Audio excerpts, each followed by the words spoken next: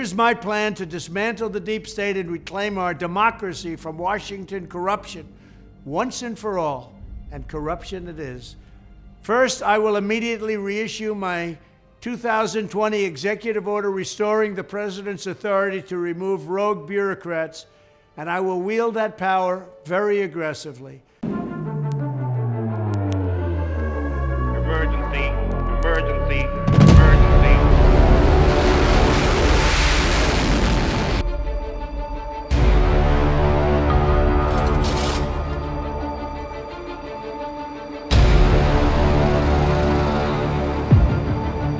Inilah Global Views, sudut pandang kita tentang ragam konflik internasional yang berdampak signifikan kepada kita semua. Seperti apa tatanan dunia saat Donald Trump kembali berkuasa? Donald John Trump menjadi presiden ke-47 Amerika Serikat, sebuah langkah dramatis dan kisah sukses besarnya kembali ke Gedung Putih. Trump menduduki jabatan presiden ke-45 Amerika Serikat sebelum dikalahkan secara mengejutkan oleh Joe Biden pada pemilu 2017. Trump kini memimpin negeri adidaya bersama J.D. Vance, seorang mantan senator Florida, tokoh muda Republikan yang sangat dipercaya Trump. Prosesi pelantikan mereka digelar di Washington DC hari ini, 20 Januari 2025. Donald Trump kini berumur 78 tahun, usia yang sudah sangat senior seperti halnya Joe Biden yang kini berusia 82 tahun.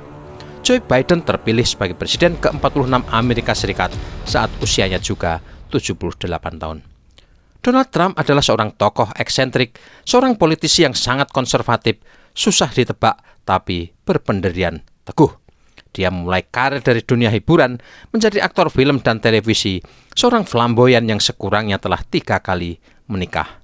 Istri pertamanya adalah Ivana Mary Trump, seorang berdarah Ceko yang dinikahi Trump pada 1977 hingga 1990.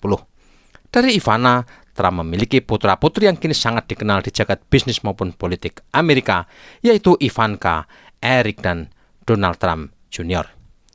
Setelah berpisah dengan Ivana, Trump memperistri aktris Hollywood Marla Maples pada 1993 hingga 1999. Keduanya dikaruniai anak perempuan bernama Tiffany Trump. Setelah bercerai dengan Marla Maples, Trump menikahi Melania Trump, perempuan kelahiran Slovenia. Melania saat itu adalah model papan atas di Amerika dan masih menemani Trump hingga saat ini. Melania akan memecahkan rekor sebagai First Lady Amerika untuk kedua kalinya, mengikuti comeback Donald Trump ke Oval Office White House. Dari Melania, Trump dikaruniai seorang putra bernama Baron Trump. Kehidupan pribadi keluarga Trump sejak dulu sudah mentereng. Keluarga ini sukses secara ekonomi lewat kerajaan bisnis di bawah bendera The Trump Organization. Korporasi itu turut mewarisi perusahaan konstruksi dan properti yang didirikan Fred Trump, ayah Donald Trump. Dengan latar belakang ekonomi yang mapan seperti itu, Donald Trump sudah selesai dengan dirinya sendiri. Ia seharusnya sudah tidak menjadikan jabatan presiden sebagai alat mencari nafkah atau melulu memperkaya diri serta keluarganya. Pertanyaannya sekarang, akan seperti apa Amerika di tangan Donald Trump? Juga seperti apa sejarah dunia akan ditulis saat Trump menjadi pemimpin negara superpower ini? Gambaran awal dinamika Amerika sesungguhnya sudah bisa dilihat dari hasil pemilihan presiden 2024 yang berakhir sangat dramatis. Mayoritas penduduk Amerika mempercayai Trump dan Partai Republik. Kamala Harris dan Partai Demokrat tersungkur di luar perkiraan banyak kalangan. Mayoritas kursi di Kongres dan DPR Amerika disikat kubu Republik. Hasil ini menjadikan Donald Trump memiliki dukungan sangat signifikan, berbeda dengan masa jabatannya yang pertama. Slogan Make America Great Again atau MAGA sangat mengena di tengah situasi dan kondisi ekonomi Amerika yang tidak baik-baik saja selepas pandemi COVID-19. Aneka kebijakan di era Joe Biden dikeluhkan rakyat Amerika, di antaranya sulitnya mendapatkan pekerjaan dan kehidupan yang layak. Termasuk juga kebijakan longgar soal arus imigran ke negara itu yang memicu melejitnya kriminalitas. Kebijakan liberalis seperti kebebasan aborsi, pernikahan dan kehidupan sesama jenis, gender baru mencerminkan kebijakan kaum Demokrat yang mengancam konservatisme Amerika. Kemunduran industri dan ekonomi Amerika juga dikritik Donald Trump dan dianggap hasil atau akibat kebijakan para liberalis yang tidak menerapkan perlindungan ketat terhadap entitas bisnis lokal Amerika. Trump akan menerapkan slogan MAGA lewat cara memaksa kembalinya perusahaan-perusahaan Amerika yang selama ini memilih berinvestasi di negara lain. Tentu saja akan ada insentif atau kemudahan bagi mereka yang berinvestasi di tanah air Amerika.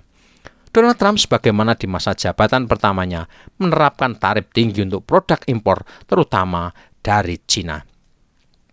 Aneka produk manufaktur Tiongkok akan dibatasi dan Trump akan mengurangi jalur suplai produk semikonduktor ke pabrikan di Cina. Perang dagang masih menjadi strategi Trump untuk mewujudkan slogannya. Kebijakan agresif Amerika untuk menekan kompetitor dan negara-negara potensial juga dilakukan tak hanya perang dagang, tapi tekanan, intimidasi ekonomi, dan bahkan persekusi secara politik. Meski dilakukan di era Presiden Joe Biden, penghancuran jalur pipa gas Nord Stream 2 sejatinya telah dirintis sejak era Trump. Penghancuran itu menjadi strategi kotor Washington untuk menghancurkan ekonomi Eropa. Pasokan gas murah dari Rusia hilang dan kini Amerika menjadi penyedia terbesar gas ke Eropa dengan harga berkali lipat dari yang selama ini diperoleh Eropa dari Rusia. Industri Eropa kini megap-megap, tapi raksasa-raksasa migas Amerika mendulang untungnya. Begitu juga dengan Venezuela, pemilik cadangan minyak terbesar kedua di dunia, terus dipersekusi secara politik dan ekonomi. Kepala Presiden Venezuela, Nicolas Maduro, kini dibanderol 25 juta dolar Amerika oleh pemerintah Washington. Elon Musk, sekutu kuat Trump, disebut menghabiskan tak kurang 1 miliar dolar Amerika guna membiayai upaya kudeta politik kelompok oposisi yang terus berupaya mendongkel Maduro. Persekusi terhadap Venezuela berdimensi domestik hingga untuk kepentingan strategis Amerika. Washington ingin mendapatkan sumber minyak sebesar-besarnya dan itu ada di tanah Venezuela. Maduro harus dilenyapkan, diganti rezim baru yang bisa dikendalikan Gedung Putih. Cara dan upaya Amerika merebut Venezuela sebenarnya sudah berlangsung sejak era almarhum Presiden Hugo Chavez. Nah, dari sudut pandang domestik, Donald Trump lewat visi MAGA mungkin memiliki prospek memulihkan kedikjayaan ekonomi Amerika yang kini telah digerogoti Cina, India, Brasil, dan tentu saja Rusia. Bagi Trump, kepentingan Amerika adalah nomor satu. Karena itu seperti di era pertamanya, Trump memilih mengurangi agresivitas militer Amerika, tapi tetap mempertahankan keseimbangan dengan menjaga kebijakan tatanan berdasar aturan atau rule-based order. Kebijakan ini sederhananya, siapa yang tidak mengikuti aturan ala Amerika, mereka akan ditekan, diintimidasi, dijatuhi sanksi, dan jika perlu, didongkel rezimnya yang berkuasa. Sudah banyak contohnya, termasuk Mesir, Libya, Irak, dan tentu saja yang terbaru adalah Suriah. Secara umum, garis kebijakan politik dan militer global Donald Trump akan berfokus di Asia Pasifik dan Iran. Timur Tengah telah mereda sesudah Israel menghancurkan Hizbullah dan Hamas dan mencapai kesepakatan damai di Lebanon dan Gaza. Apalagi rezim Bashar al-Assad telah disingkirkan dari Suriah dan praktis membawa efek runtuhnya pengaruh Iran dan Rusia di kawasan itu. Trump tinggal menjaga keseimbangan pengaruh di Suriah dan sekitarnya tanpa harus melakukan tindakan agresif secara militer. Perang di Ukraina menjadi tidak menarik lagi bagi Trump. Perang itu menurutnya pemborosan besar bagi keuangan Amerika, menciptakan penderitaan luar biasa bagi rakyat sipil, dan menciptakan krisis yang bisa membawa dunia ke perang nuklir. Trump bertolak belakang dengan kebijakan Joe Biden yang memperlihatkan agresivitas Amerika, memprovokasi NATO dan Uni Eropa ke dalam peperangan tanpa ujung. Trump benar-benar memiliki keinginan berbeda di Ukraina. Karena itu, pengakhiran perang Rusia-Ukraina akan sangat menentukan komitmen dan janji-janji Trump. Tapi realitasnya pasti tidak mudah. Trump harus menghadapi kompleks industri militer Amerika yang sangat diuntungkan dari berlanjutnya peperangan ini. Kompleks industri militer adalah dunia di balik bayang-bayang yang dipercaya menggerakkan apa yang selalu disebut deep state di Amerika. Deep state ini sangat kuat dan perkasa, tidak terlihat, tapi mampu menentukan hitam putihnya kebijakan global Amerika. Terhadap Cina, sekali lagi Trump sudah pasti akan melanjutkan kebijakan kerasnya di sektor ekonomi dan perdagangan. Trump akan meredam laju industri Tiongkok yang sudah 2-3 kali lipat di atas Amerika lewat perang tarif dan pembatasan pasar. Taktik itu akan diikuti tekanan atau intimidasi politik serta militer lewat spot-spot konflik di semenanjung Korea, Laut Cina Selatan, dan Taiwan. Menteri Luar Negeri Marco Rubio sudah memberi peringatan ke Beijing terkait strategi ini. Sementara terhadap Iran, Gedung Putih bersama Israel akan memaksimalkan tekanannya untuk mencegah negara itu mencapai titik sukses pengayaan nuklir dan penciptaan senjata pemusnah massal. Trump mungkin akan mengizinkan serangan-serangan terbatas ke infrastruktur nuklir Iran maupun taktik strategi perang kotor yang umumnya dijalankan agen-agen Mossad di dalam wilayah Iran. Sejarah telah mencatat Presiden Donald Trump lah yang memberi lampu hijau serangan pembunuhan terhadap Jenderal Qasem Soleimani di Bandara Internasional Baghdad, Irak pada 3 Januari 2020. Peristiwa ini dan kemartiran Qasem Soleimani pasti tidak akan pernah dilupakan rakyat Iran, para simpatisannya di Irak, Yaman, Suriah, Lebanon, dan Palestina. Qasem sebagai Komandan Brigade Al-Quds Korps Garda Revolusi Islam Iran dikenal sebagai arsitek menguatnya pengaruh Iran di Yaman, Irak, Suriah, Lebanon, serta Palestina. Qasem juga punya kontribusi luar biasa membantu pemerintah Irak dan Suriah menghancurkan ISIS di kedua negara tersebut. Dengan demikian, secara garis besar, kebijakan global Amerika di era Donald Trump sekali lagi kemungkinan tidak akan seagresif para pemimpin Gedung Putih sebelumnya. Trump tidak menciptakan peperangan baru selama berkuasa di jabatan pertamanya. Ia bahkan mewacanakan pengurangan kehadiran pasukan Amerika di Suriah maupun Irak. Tapi hingga hari ini, Pentagon tetap mempertahankan militer Amerika, satu di antaranya demi minyak di Irak maupun Suriah.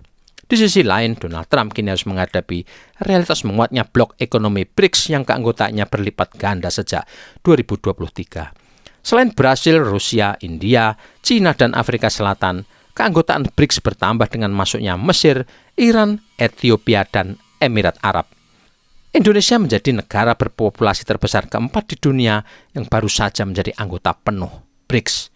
Kehadiran BRICS suka tidak suka menciptakan keseimbangan baru di peta geopolitik ekonomi global. Bagaimana cara Trump akan menghadapi kekuatan baru global yang menginginkan tatanan baru yang multipolar, adil dan setara ini belum terlihat jelas. Gagasannya menguasai Greenland dan Kanal Panama mungkin menjadi langkah kuda pertama yang akan dilakukannya. Sebuah gagasan politik yang tidak diduga siapapun yang menciptakan kegaduhan dan juga membuat gemetar Denmark, Uni Eropa, Kanada, Panama, dan tentu saja sebagian rakyat Amerika. Tribuners, Presiden Rusia Vladimir Putin pernah mengatakan jika disuruh memilih siapa yang berkuasa di Washington antara Joe Biden dan Donald Trump, Putin mengatakan ia memilih Joe Biden. Alasannya, sebagai politisi, Joe Biden mudah ditebak langkahnya. Selain kemampuan kognitif dan usia yang usur telah membatasi kelincahan gerak dan kemampuan berpikir tokoh itu. Penjelasan Vladimir Putin tentu saja menggambarkan Trump adalah sosok yang masih fit memimpin Amerika dan memiliki ide-ide cemerlang yang bisa menyulitkan pemimpin dunia manapun. Putin dan Trump adalah dua tokoh yang saling mengenal baik, hubungannya pun bagus dan memiliki persamaan-persamaan yang sifatnya konstruktif. Trump menghormati Putin, demikian sebaliknya Putin menghargai Trump. Ini yang tidak dimiliki Joe Biden selama memimpin Amerika. Hubungan Washington-Moskow terkunci sejak pecah perang Ukraina 24 Februari 2022. Trump kemungkinan akan langsung membuka gemboknya begitu ia resmi kembali ke Gedung Putih. Inilah sejumlah realitas yang kemungkinan akan dilihat dunia sepanjang 2025 hingga 2029. Donald Trump return to White House. He is back.